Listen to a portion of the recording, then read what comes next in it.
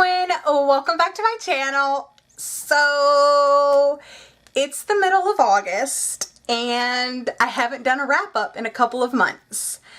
So here is my belated June and July wrap up. The first book that I read in June was Luna by Julianne Peters. I rated this 4 stars and I did enjoy it.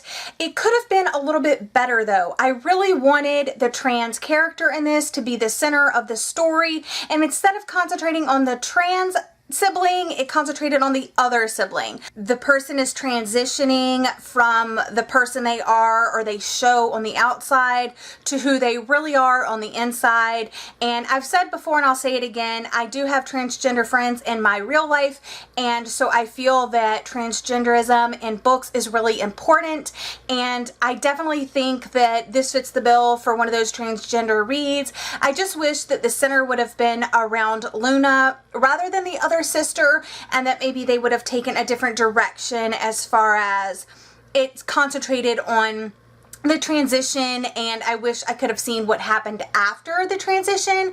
But definitely an important read, and I highly recommend it for one of those diverse reads. Next book that I read, I actually listened to on audiobook, and that is Everything by Nicola Yoon.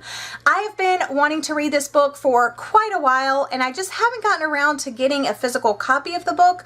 I still do want to get a copy of the book, and I want to get her second book because the covers are amazing, and I really did enjoy this contemporary story. I ended up rating this one 4 stars as well, and I think that there was a bit of a disconnect listening to it on audiobook, because I know in the physical copy there are like drawings and little notes and text messages or emails, and of course you're missing that in the audio version. This tells the story about a girl who is allergic to everything, so she basically has to live in her house, never leaving. The only people that she sees is her mother and her caretaker Carla. But one day while she's in her bedroom, out of her bedroom window, she sees a moving truck pull in next door, and a new family is moving in. What I really spent pretty much all of June reading was A Little Life by Hanya Yanagihara, and I loved this book so much. Love is not the correct word. I don't know. I adore this book.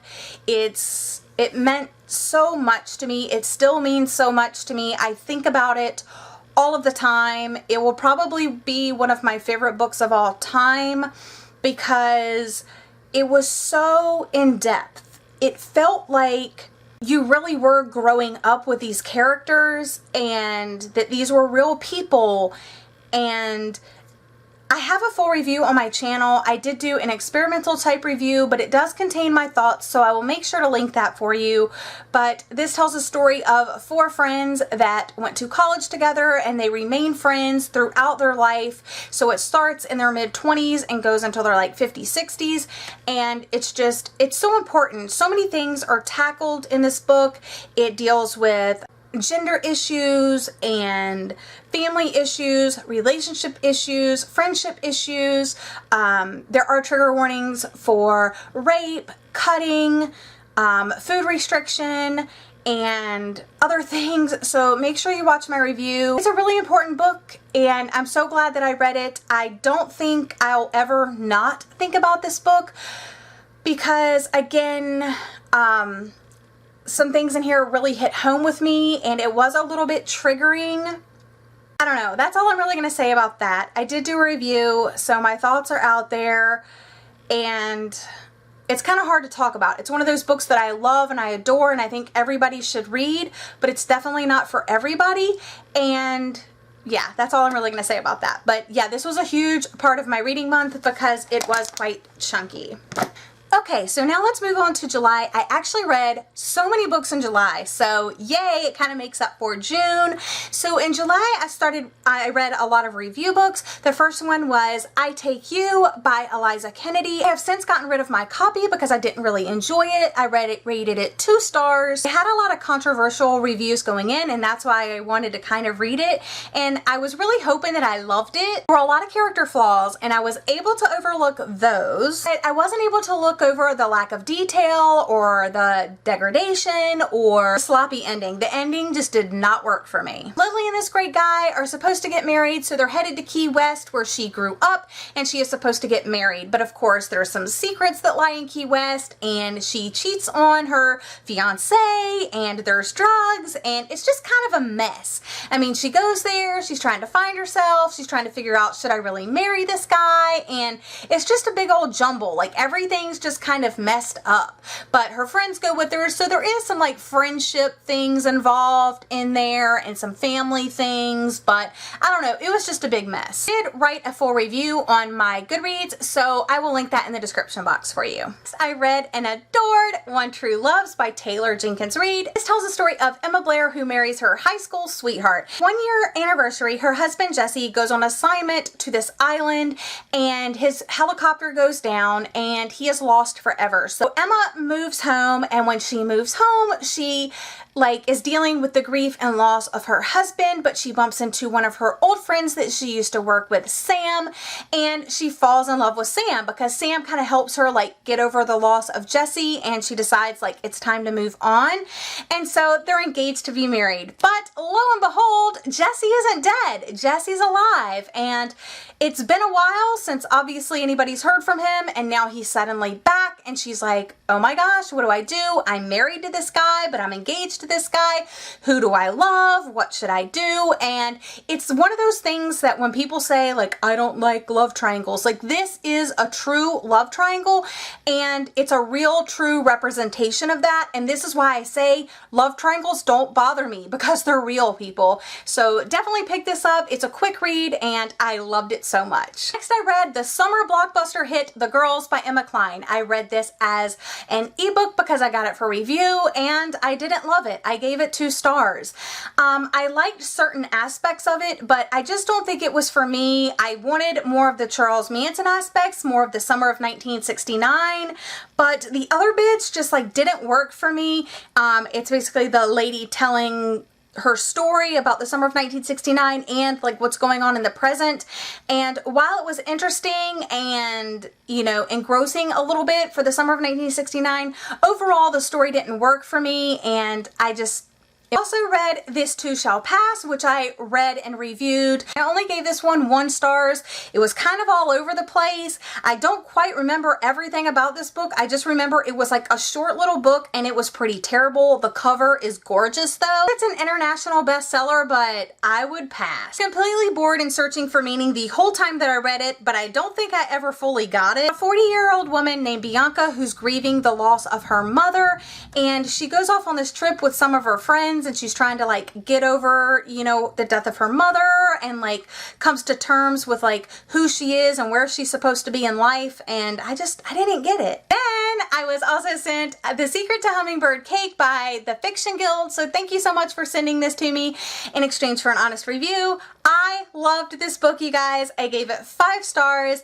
It's set in the South. It's very Southern. It has a lot of Southern lingo and jargon, and the friendship in this book is amazing. There's so many different elements to it. Although it's set in the South and it has that Southern charm that you're just gonna love, it also deals with quite a few different deeper themes throughout the book, like love and loss and friendship. The 3 main friends in this, Kerrigan, Elaine, and Ella Ray, are just adorable, and I want to be friends with them. They seem like people that I would be friends with, and they just have such an unbreakable bond. And this deals with a lot of tough issues, and it has a lot of sadness in it, but it also has a lot of hope, and it's really great, you guys. Definitely pick it up if you're looking for a chick lit contemporary story involving friendship and love and loss, and it might make you cry. Then Booktubeathon started, so I have already talked about these books a little bit, so I'm gonna fly through these. I read Dark Fever by Karen Marie Moning, and I loved this.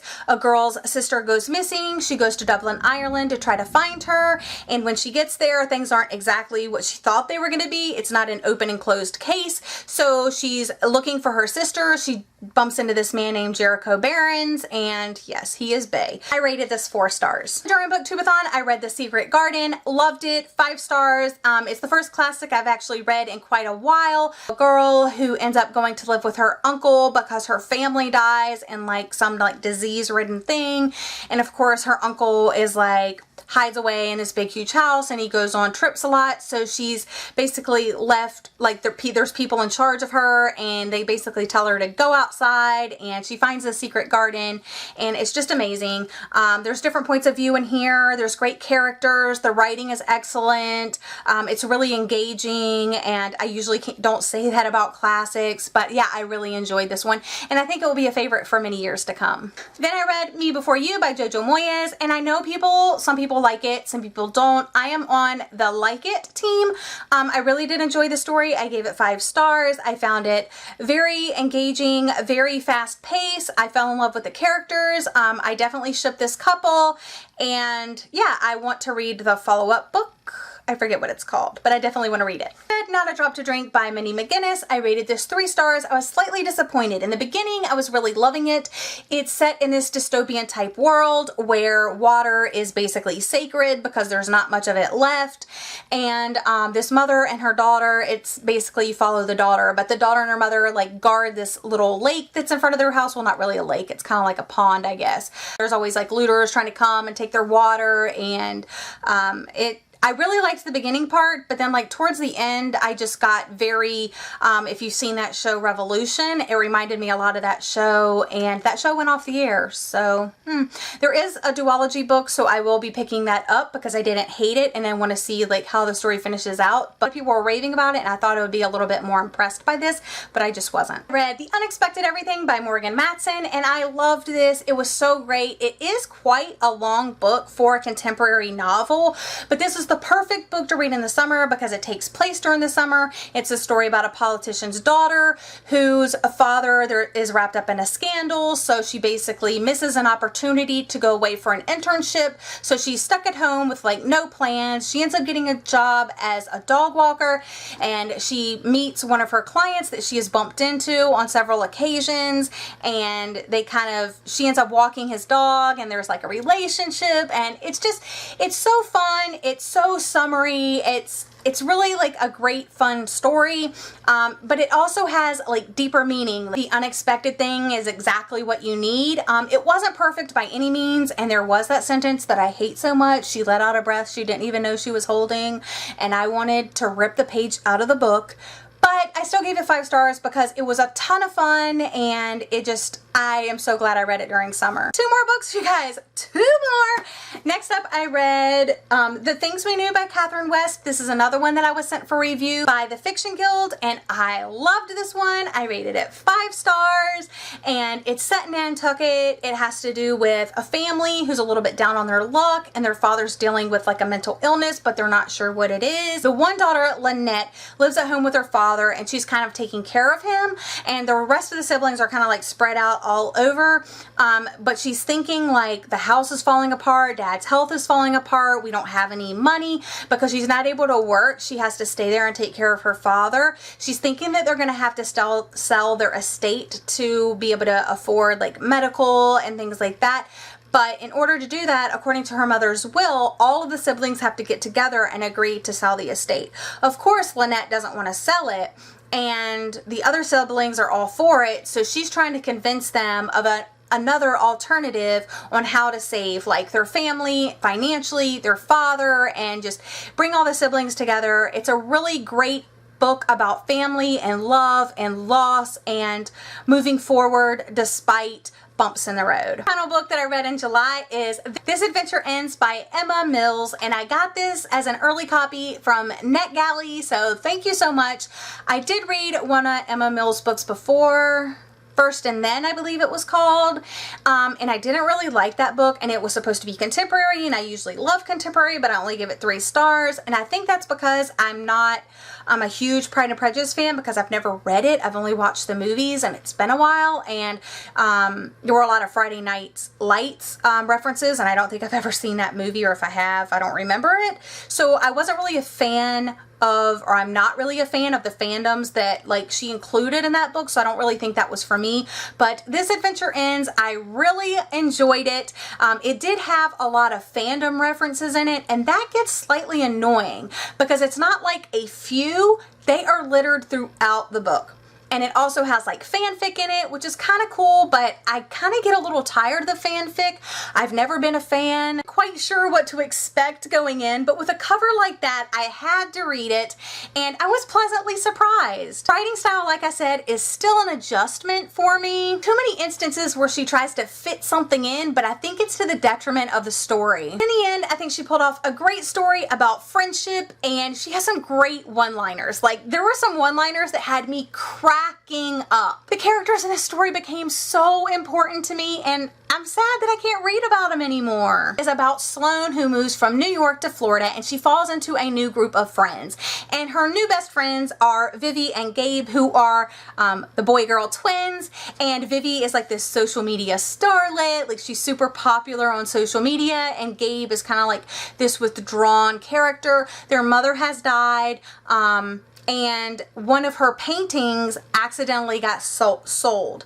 So Sloane is trying to track down this painting and hopefully like cheer up Gabe in the process. So she kind of goes on this little adventure trying to track down this painting, and meanwhile she's like, these friends just become so entangled, and it's so lovely, and I love them. I love Vivi, I love Gabe, and I love Sloane so much. Times where it seems like a bit too much, like there's just so much going on, but I really loved it. I gave it 4 stars. So that wraps up my June and July reading. Let me know if you want to see any reviews, like more in-depth reviews for any of the books that I talked about. Other than that, hopefully I've told you enough, and I've given you some great books to add to your wish list, and hopefully I will have my August wrap up posted on time. But that's all I have for you today. I hope you've enjoyed this June and July wrap up, and I'll see you again in my next video. Bye! Blood Promise, Spirit Bound, and Last Sacrifice, all by Rochelle.